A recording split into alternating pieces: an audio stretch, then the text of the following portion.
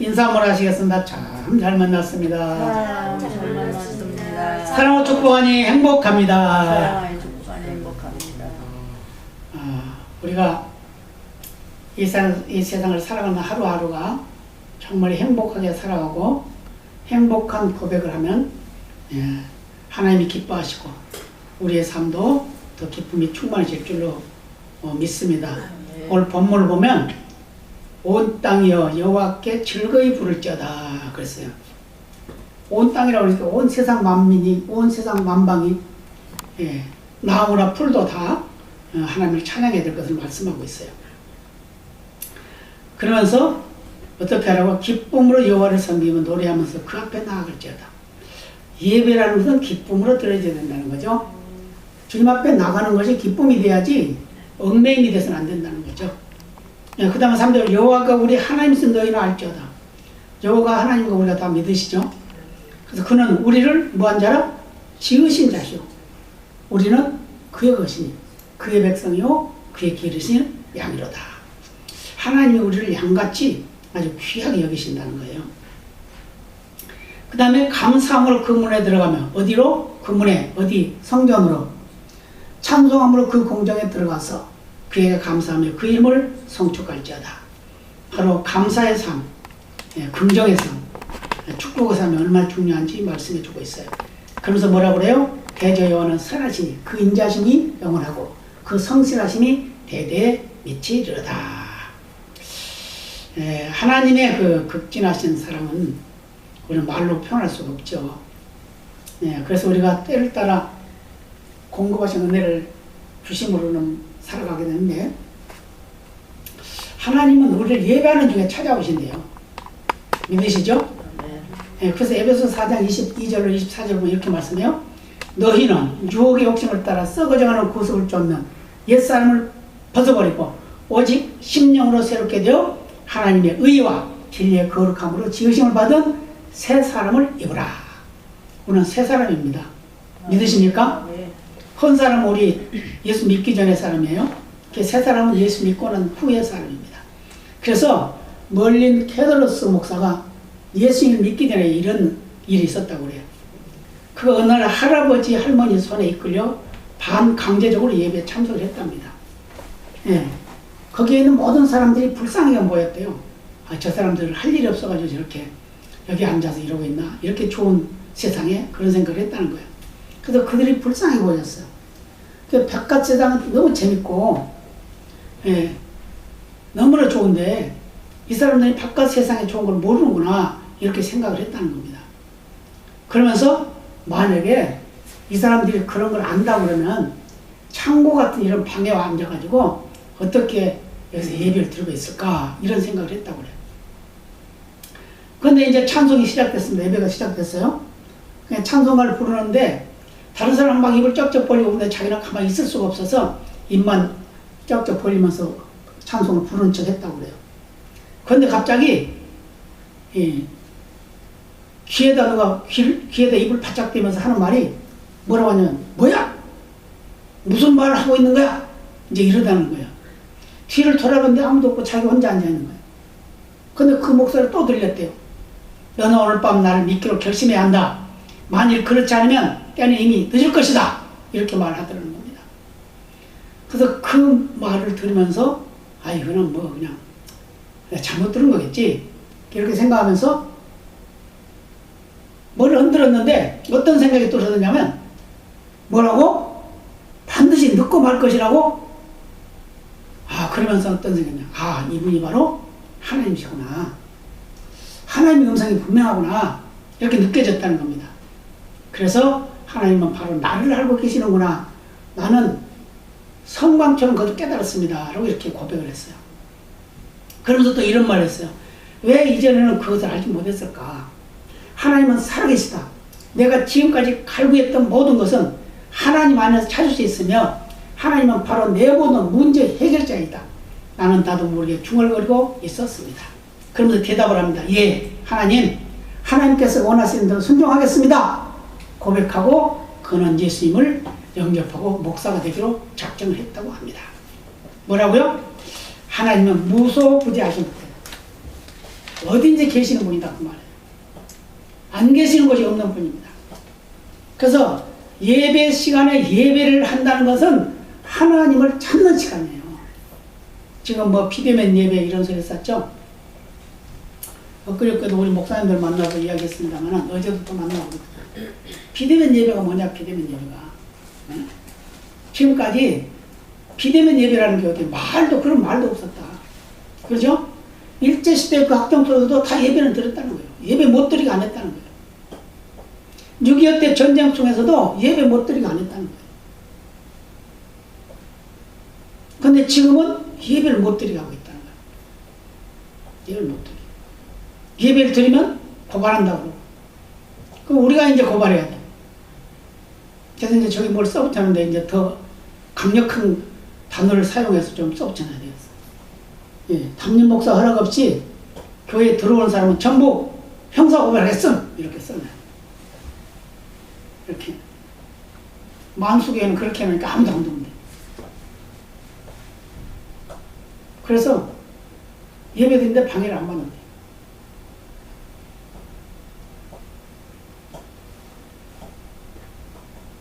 하나님은 우리가 예배드리는 동안에 우리를 변화시키십니다. 하나님을 모르고 조롱하던 사람들도 하나님의 전적인 인도하심을 따르게 되면 예수님을 영접하게 되고 새로운 변화의 삶을 살게 된다는 겁니다. 그래서 신앙생활은 놀라운 진리의 길이다 라고 이렇게 말씀하고 있습니다. 우리가 좋은 음악을 들으면 아주 좋죠? 효과죠? 근데 찬송은 우리가 찬송을 듣는 중에 부르게 되고 부르는 중에 성령이 충만한 힘이 만드는 거예요. 그것은 바로 하나님이 기뻐하시는 찬송이 된다는 걸 말해주고 있어요. 찬송은 설교는 사람이 사람에게 하는 거예요. 하나님이 사람에게 하신 말씀이에요. 그러니까 사람이 사람에 대해서 하지만 찬송은 사람이 하나님께 드리는 일이 바로 찬송이라는 겁니다. 그래서 찬송을 하면 스트레스가 쌓였던 사람들이 스트레스가 풀어지고 그래서 성령의 도우심을 따라서 삶이 생각이 변화돼서 하나님을 영화롭게 하는 그런 믿음의 삶을 살 수 있다는 걸 말씀해주고 있습니다. 그래서 찬송의 역할은 바로 어떤 것과 비교할 수 없다고 말하고 있어요. 과거에 제가 신학교 공부하고 있을 때 밤이면 철학 기도를 했어요. 학생들이 모여가지고 철학 기도 하는 겁니다. 철학을 하는데 이 철학 기도 하고 있는데 막 찬송을 불려요. 찬송을 부르니까 막 손이 막 저절로 올라오고 막 찬송을 막 열심히 부릅니다. 그런데 하늘에서 불이 막 날아오는 거예요. 그 환상적이 보이는 겁니다. 그래서 그게 나는 또 좋아가지고 아이 저 불이 나한테 올라오다 이런 생각을 하고 좋아가지고 막 그러고 있는데 아니 나한테 올라오더니 딱 넘어가고 저 뒤에 있는 어떤 전도사님 어깨에 탁 떨어지는 거예요. 그 불이. 아 이상하다. 그래서 막 또 찬송하고 계속 이제 기도하고 예배 끝났습니다. 그런데 예배 끝나고 나서 그 전도사님한테 전도사님 어깨 아프세요? 그랬더니 아 어깨 아파요. 올리지를 못해요. 근데 이렇게 올려봐요. 쏙 올라가는 거예요. 다 나눈 겁니다.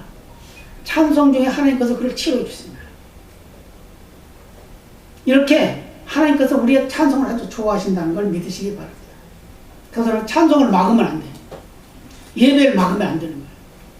그래서 신명기 33장 8절로 11절에 말씀하면 예배를 방해하는 자, 하나님의 뜻을 거역하는 자, 하나님의 일을 방해하는 자는 허리를 꺾으셔. 허리를 꺾어버려요. 허리는 뭘 말하죠? 힘을 꺾는다는 말이죠. 힘이죠. 그 힘을 꺾어버려. 그래서 결국은 그 회개하게 하고 하나님 앞에 돌아오게 한다는 거예요. 그래서 우리가 찬송을 부르면 닫혔던 마음이 열려지게 되고 또 묶였던 결박이 풀어지게 되고 얽매였던 우리 병이 떠나가고 미웠던 마음이 사라지고 불안과 염려가 사라지고 모든 능력이 우리의 삶을 통해서 나타난다라고 이렇게 말씀하고 있습니다. 그래서 찬송은 능력입니다. 찬송 많이 하시기 바랍니다.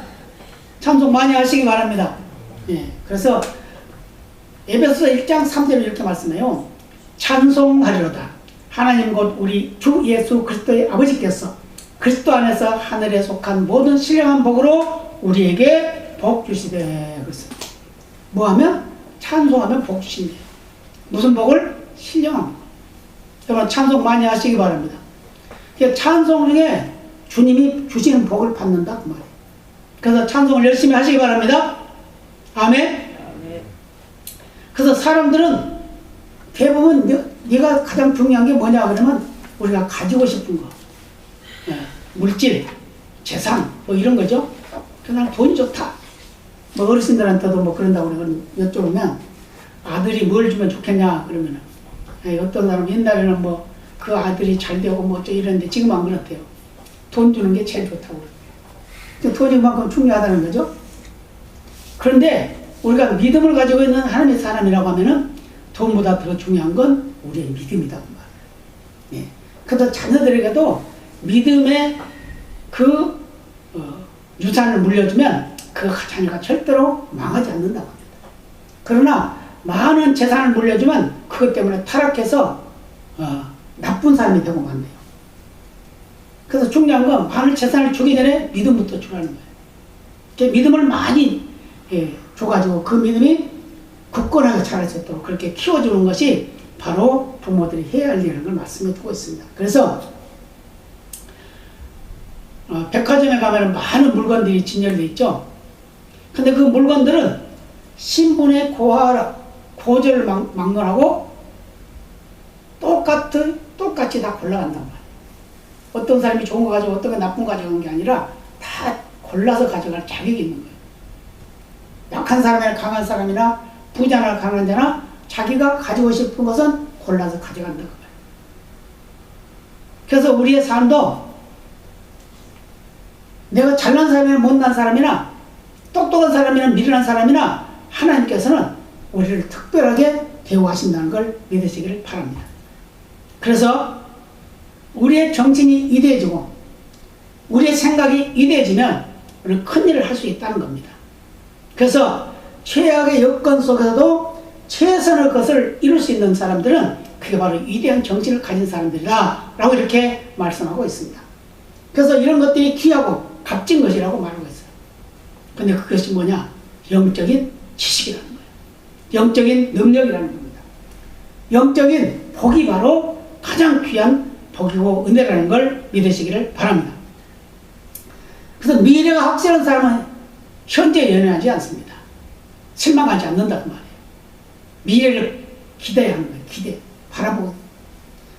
최악의 시련 가운데 있다 하더라도 미래를 바라보면서 충분히 극복해 간다는 거예요. 그러나 미래가 없고 꿈이 없는 사람은 현재 때문에, 현재 사건이나 여건 때문에, 현재 형편 때문에 자살하고 만다. 지금 자살하는 사람이 하루에 40명이래요. 우리나라에서. 얼마나 많이 죽어요?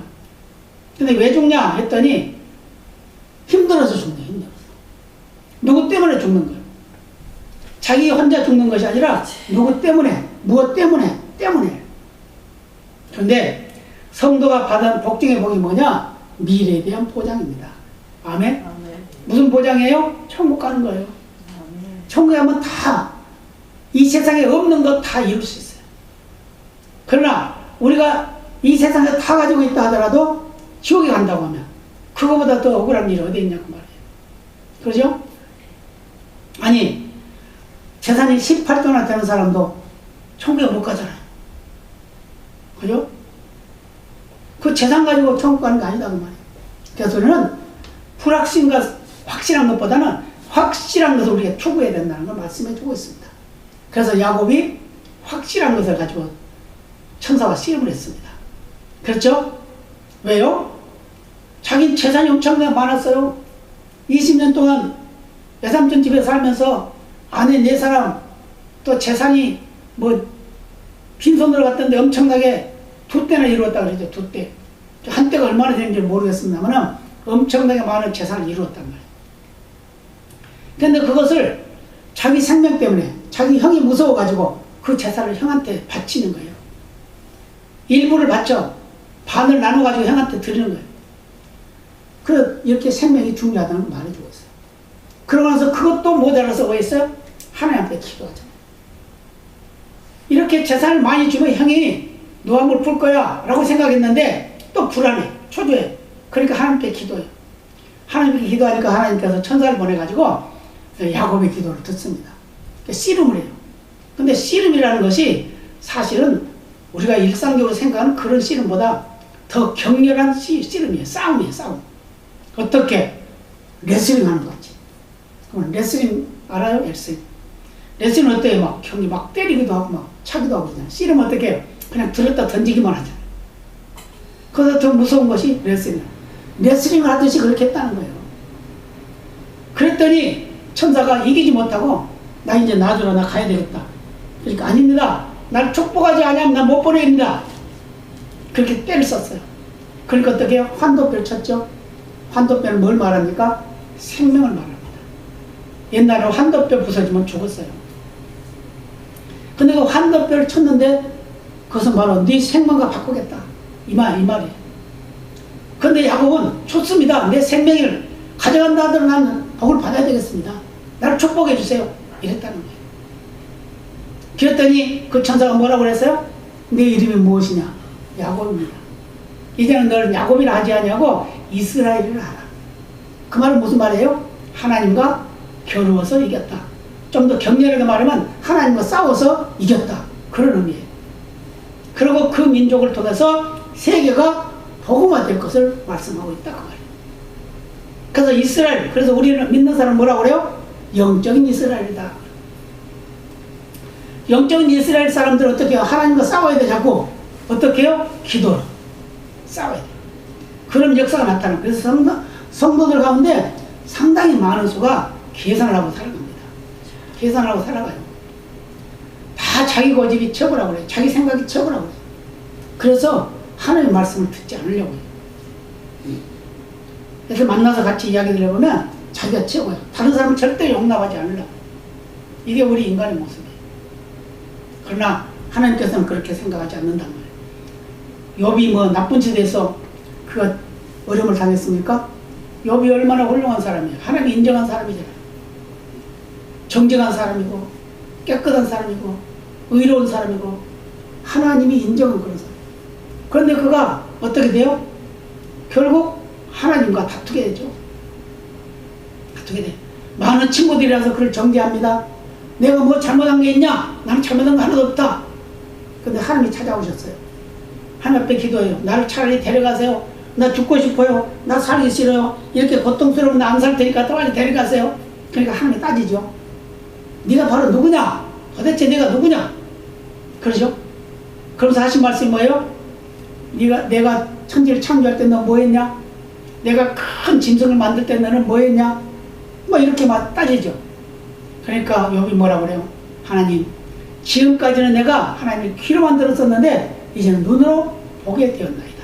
내가 회개하나이다 라고 회개를 하잖아요. 사람들이 인정할 때, 하나님 인정할 때도 훌륭한 사람이었는데 하나님과 대면해보니까 전 죄인이다.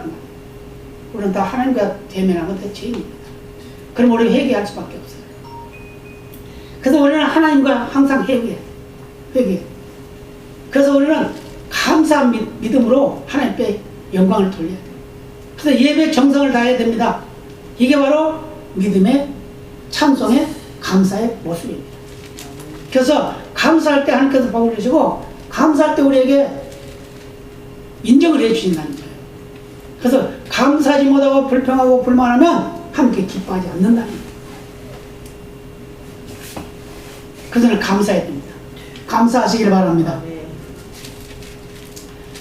그 다음에 에베소 2장 4절 5절로 이렇게 말씀해요.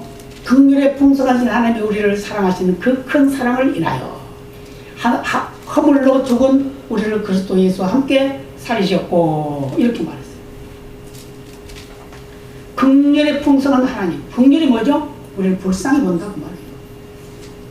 근데 불쌍히 보는 것도 어떤 불쌍히 보냐? 사랑을 하되 맨날 그를 위해서 울고 있는 사랑이라는 거예요. 너무너무 불쌍히 봐요. 그게 이제 긍휼이에요. 그 긍휼에 풍성하신 하나님, 그 하나님 우리를 사랑하셨어요. 그게 큰 사랑이라는 거예요. 그래서 우리는 허물과 죄를 죽었어요. 허물과 죄를 죽었는데 예수 그리스도를 우리에게 보내주셔서 우리를 구원했다고 말해요. 다른 말로 말하면 우리가 하나님을 찬송하면 주의 크신 큰 인애가 우리에게 임한다는 걸 말씀해주고 있습니다. 인류가 과학을 발달시키고 획기적인 여러 가지 일들을 성취하지만 결코 스스로 해결할 수 없는 문제가 있습니다. 그것은 뭘까요? 바로 죄의 문제입니다.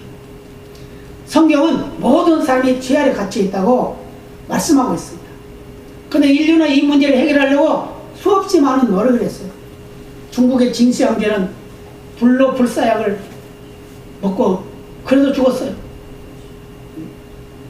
안 죽으려고. 문선명이도 나는 안 죽는다 하는데 죽었어요.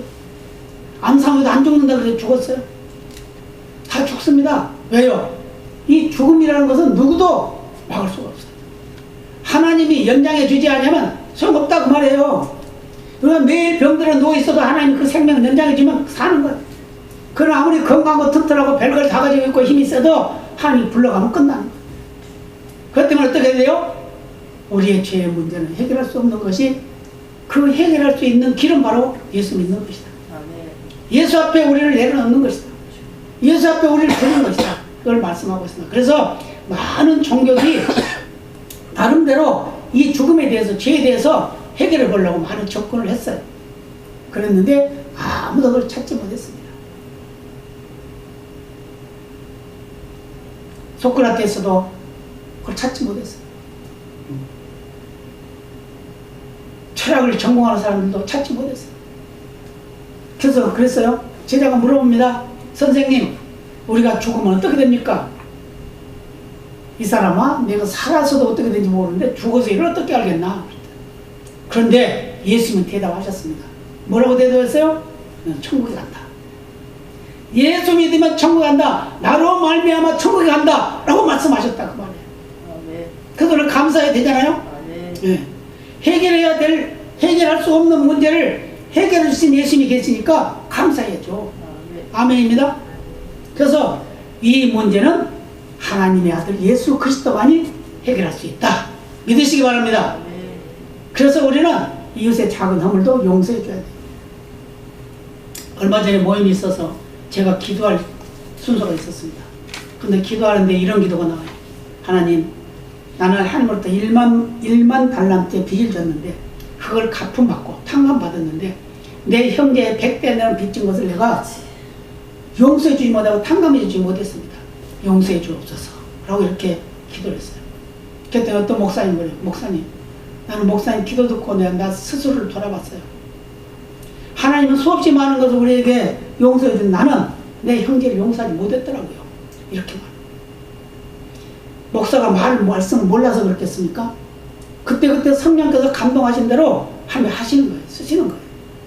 그 때문에 하나님의 긍휼의 풍성한 사랑을 우리는 찬송으로 고백하는 거예요. 아멘입니다. 그래서 감사해야 돼. 그래서 감사로 해야 돼. 그래서 찬송을 우리는 실증 나서 하는 그런 찬양이 아니라 기쁨으로 드려진 찬양이 돼야 된다. 우리가 생명이 있으니까 찬양하는 거잖아요. 죽으면 찬양해요? 못하지. 땅속에 들어간 사람 어떻게 찬양해요? 그러잖아요? 그런데 천국에 간 사람은 다 찬양합니다. 그러죠? 근데 지옥에 간 사람은 찬양을 할까요? 못할까요? 못해요. 할 수가 없어요. 그러니까 예수 믿는 사람은 죽어서도 찬양한다니까요. 그러니까 살아있으면 더 많이 찬양해야 되겠죠? 네. 그래서 하나님께서 공급하신 은혜를 잘못 이해해가지고 하나님이 베푸신 은혜를 우리가 잘못 이해해서 당연히 하나님께 주시는 거야 라고 생각해서는 안 된다는 거예요. 그건 특별한 하나님의 은혜라는 것을 믿으시기를 바랍니다. 다윗도 시편 4편에 보면은 주님께서 긍휼히 여기셔도 기도를 합니다. 주여 나를 긍휼히 여기소서. 긍휼히 여겨주는 거, 그게 바로 우리를 구원하신 하나님의 사랑입니다. 그래서 감사하시길 바랍니다. 그래서 인애가 크신 하나님은 자녀된 우리 성도들을 필요를 따라서 책임져 주신다는 거예요. 아멘입니다. 우리가 아무리 없어도 굶고 살지 않잖아요. 과거에 우리가 생활을 생각해봐요. 먹을 것이 없었어. 우리 어렸을 때는 먹을 거 없었어. 부자들은 쌀밥 먹었지만 가난한 사람들은 먹을 것이 없었어. 그래서 고구마 쪄 먹고, 그것도 떨어지면 봄에 보릿고개 되면 먹을 거 없어. 그러면 밭에 가서 나물 캐다가 그거 한 버거니 캐서 큰 솥에다가 집어넣고 물 많이 붓고 거기다 좁쌀 한 주먹 딱 넣어서 하면 좁쌀이 얼마만큼 하잖아요? 콩만 해줘, 콩만 해줘. 그렇게 불어요, 그렇게 불어. 불어가지고 그런 걸 갖다가 다 어른도 한 그릇, 아이도 한 그릇. 근데 아이들은 그 양이 안 차잖아요. 어른들을 참을 수 있는데 애들 못 참아. 그러니까 어떻게 해요? 어른들이 드시다가 뚜껑 덮어놓고 그냥 나가버려. 그럼 서로 뺏어 먹을 거예요. 서로 먹으려고 난리죠. 그런 시대가 있었단 말이에요. 근데 지금 아프리카를 보면 그래요. 제가 수십 년 전에 그런 얘기를 했어요. 지금 우리가 잘 먹고 잘 사는 것은 하나님의 은혜요. 하나님의 사랑인데 어느 순간인가 그렇게 살지 못하고 과거에 아프리카 지금 저 사람들이 사는 것 같이 그렇게 살 수도 있을 거야. 정신 차리지 않으면. 그런 말 했어요. 근데 지금 우리나라가 그렇게 가고 있어요, 지금. 예, 정말 정신 차리지 않으면 돼요. 세계적으로 하나님을 신뢰하고 하나님을 의뢰하고 하나님 뜻을 방해하지 않냐고 하나님이 주신 복을 따라 사는 나라는 다 잘 살고 행복해요. 그래서 지금 어떻게 해요? 아프리카 그 어려운 그런 나라들에 복음이 들어가고 있잖아요. 복음이 들어갔는데 그들이 뭐라고 예수 믿고 뭐라고 고백하냐면 행복하냐고 그러니까 84%가 행복하다고 그러는데 먹을 것 걱정하고 그렇게 살면서도 예수 믿는 것 때문에 행복하다는 거예요. 그래서 불에다 태워 죽였는데도 그냥 감사해. 예, 그런 거 동영상도 보셨죠? 목사도 감사하고 성도도 감사하고 그 막 때려 두들겨 패가지고 거기다가 나무를 갖다 뒤집어 놓고서 그냥 불을 지르는데 불 타면서도 그냥 감사해. 한패 기도 찬송. 이게 바로 천국의 삶의 모습입니다. 그렇습니다. 우리 어떤 환경 속에도 감사하면서 사는 은혜가 있기를 바랍니다. 감사의 그 고백이 뭐냐? 찬송입니다. 찬송 많이 하시기 바랍니다. 그래서 베드로후서 3장 9절에 이렇게 말씀해요. 주의 약속은 어떤 이에 더디다고 생각하는 것 같이 더딘 것이 아니라 오직 너희를 대하여 오래 참으사 아무도 멸망치 않고 다 회개하게 이르기를 원하시느니라. 아멘. 우리가 찬송하고 기도하는 것은 하나님의 참으심을 기대하는 거예요. 하나님이 참아주신 거에 감사해야 돼요. 예, 그러잖아요. 내 옆에 곁에 있는 사람이 어느 날 갑자기 가버렸어요. 그럼 얼마나 억울해요. 그러잖아요. 근데 그것을 기다려주고 예수 믿게 하려고 하나님께서 기다려준다고 하면 그 얼마나 행복한 일이냐 그 말이에요. 그러니까 우리는 가족을 위해서도 내 이웃을 위해서도 또 우리 성도들의 약한 믿음을 가진 성도들을 위해서도 기도해야 돼요. 괜히 그 사람 비방하고 아이고 저런 믿음 가지고 어떻게 천국 가나. 아니요. 천국 가는 건 하나님의 영역이에요. 믿음이 약하고 보잘것없어도 겨자씨만한 믿음만 있어서 천국 가는 거예요. 근데 그 믿음도 하나님이 주시는 거예요. 그렇기 때문에 천국 가는가 가고 못 가는 거 우리가 판단할 게 아니다는 말이죠. 예. 그렇기 때문에 우리는 언제든지 항상 감사하면서 찬송하면서 걷는다면 하나님께서 좋은 것으로 채워줄 줄로 믿습니다. 그래서 우리가 다 회개하기까지 하나님이 기다려주시는 거예요. 그래서 우리는 매일매일 우리 삶은 회개의 연속이 돼야 된다는 말이에요.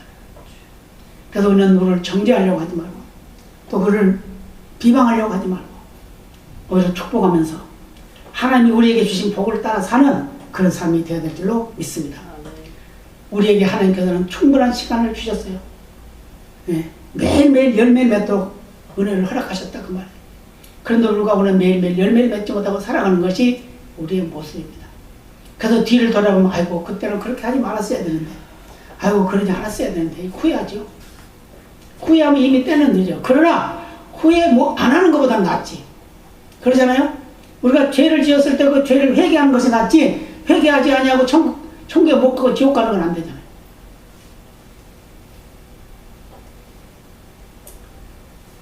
우리는 이것 때문에 감사해야 됩니다. 내가 지옥에 갈 뻔했는데 천국 가게 됐구나. 감사하시기 바랍니다. 네. 그러죠? 지옥에 갈 뻔, 만약에 천국에 갈 뻔했다고는 그거 큰일 나는 거예요. 그러잖아요? 아, 나 천국 갈 뻔했는데 이러면 안 되잖아요. 그럼 지옥 가는 거잖아요. 그런데 아이고 나 지옥 갈 뻔했는데 천국 가게 됐네. 그거 얼마나 감사하냐 말이에요. 그것 때문에 하나님 높여야 됩니다. 그래서 성도들의 대다수가 어떠냐면 인내해야 돼. 인내.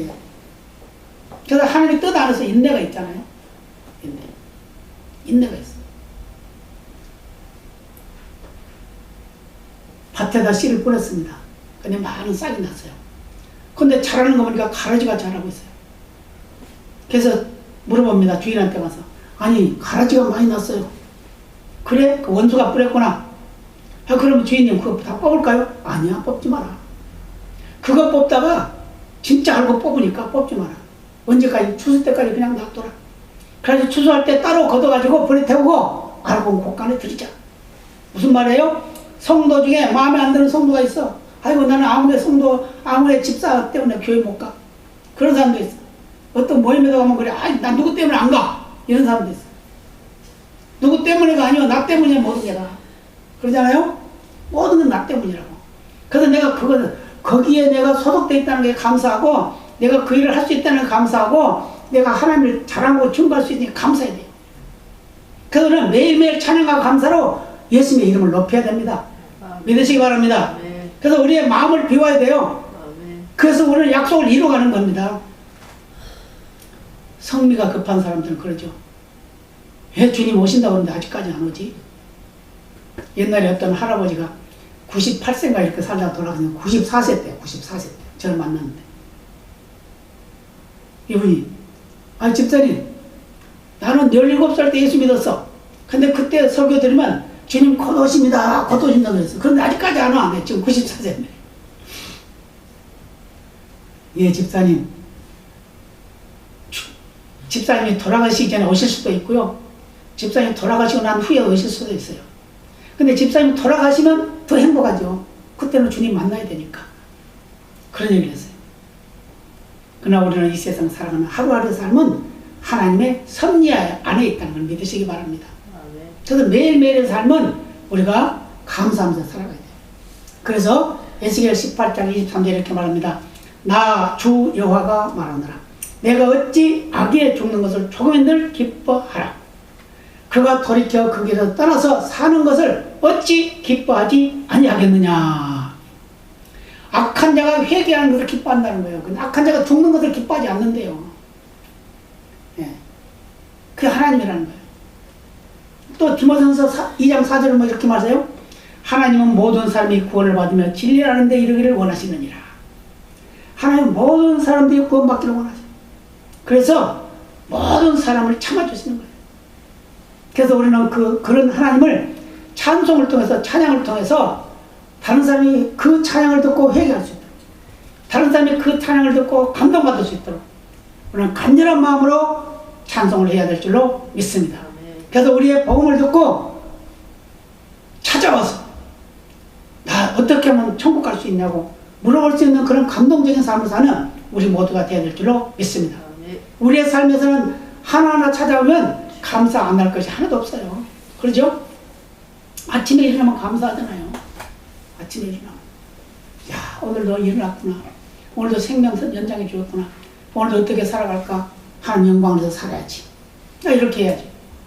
저녁에 잘 때는 어떻게 불안하잖아. 오늘 밤에 이거 죽으면 어떡하나. 근데 뭐라고 기도해요? 하나님 이 밤도 편안하게 자게 하고 내일 아침에 눈 뜨게 해주세요. 그렇게 기도하잖아요. 그죠? 예, 그러면 또 이 눈 뜨게 되면 하나님 감사합니다. 또 눈을 뜨게 하셨군요. 화장실 가면서 감사해야 돼. 아이고, 화장실 갈 수 있으니 감사. 물 마시면 더 감사해야 돼. 아이고, 물 마시니까 감사. 모든 면에서 감사할 수밖에 없어. 내가 활동할 수 있으면 또 감사해야 돼. 병원에 누워있는 사람 봐봐요. 활동 못하잖아. 예배 들어오고 싶어도 병원에서 못 들으잖아. 그래서 우리는 모든 면에서 감사하면서 찬송을 올리는 그런 삶이 되어야 될 줄로 믿습니다. 다 같이 기도하시겠습니다.